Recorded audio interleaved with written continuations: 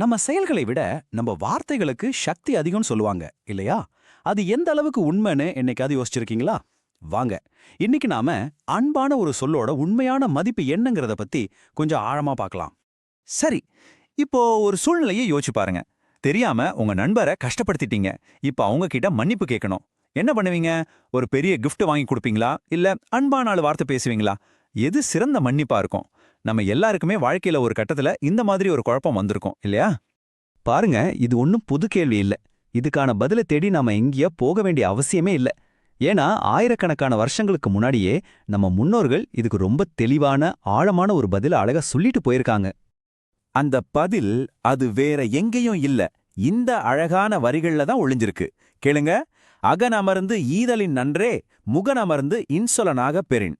கேட்கவே எவ்வளவு அழகா இருக்கு இல்லையா? ஆனா இதுக்குள்ள எவ்வளவு பெரிய அர்த்தம் இருக்குன்னு நம்ம பார்க்கலாமா? இதோட அர்த்தம் என்ன தெரியுமா? ரொம்ப சிம்பிள், ஆனா ரொம்ப பவர்ஃபுல். மனசுக்குள்ள ரொம்ப சந்தோஷமா மனநிறைவோட ஒருத்தருக்கு ஒரு பொருளை பரிசா கொடுக்கறோம் இல்லையா? அதை விடவும் சிறந்தது எது தெரியுமா? மலர்ந்த முகத்தோட அவங்க கிட்ட இனிமையா பேசுறது தான்.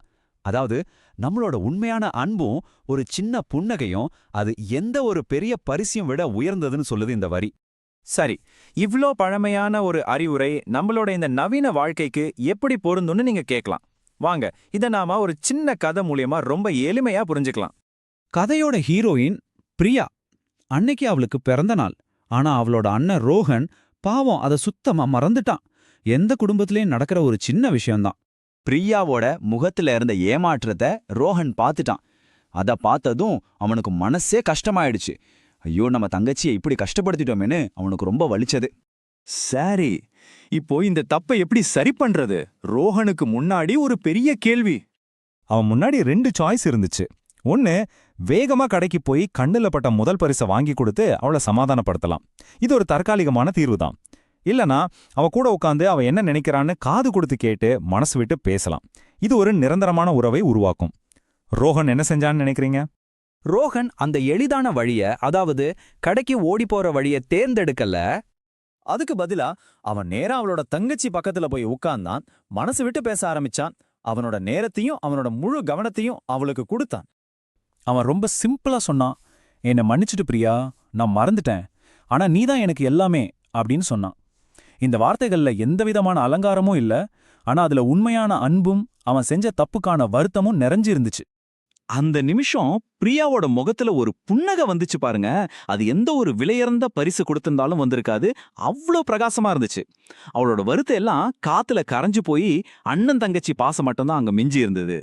பாத்தீங்களா, இந்த சின்ன கதை நமக்கு எவ்வளோ பெரிய விஷயத்த சொல்லி கொடுக்குது. அன்பான வார்த்தைகளோட சக்தி என்னங்கிறத பத்தி நாம இதிலிருந்து என்ன கத்துக்கலாம்? முதல் விஷயம், அன்பா பேசுறதுக்கு நாம ஒரு பைசா கூட செலவு பண்ண தேவையில்ல. ஆனா அதோட மதிப்பு விலை மதிப்பில்லாதது. ரெண்டாவது, அது காயப்பட்ட மனசை நீரடியா குணப்படுத்துது. எந்த மருந்தை விடவும் வேகமா வேலை செய்யும். கடைசியா, பரிசுகளால வாங்கவே முடியாத ஒரு நம்பிக்கையையும் ஒரு ஆழமான உறவையும் இந்த இன்சொல் தான் உருவாக்கும். யோசிச்சு பாருங்க, நாம கொடுக்கிற ஒரு பரிசு அது கொஞ்ச நாள்ல உடைஞ்சு போகலாம், இல்லனா தொலைஞ்சு கூட போகலாம் இல்லையா? காலப்போக்கில் அதோட மதிப்பு குறைஞ்சிட்டே வரும். ஆனா நாம பேசுற ஒரு அன்பான வார்த்தை அது நம்ம மனசுல ஒரு விதையா விழுந்து வாழ்க்கை முழுக்க நம்ம கூடவே இருக்கும்.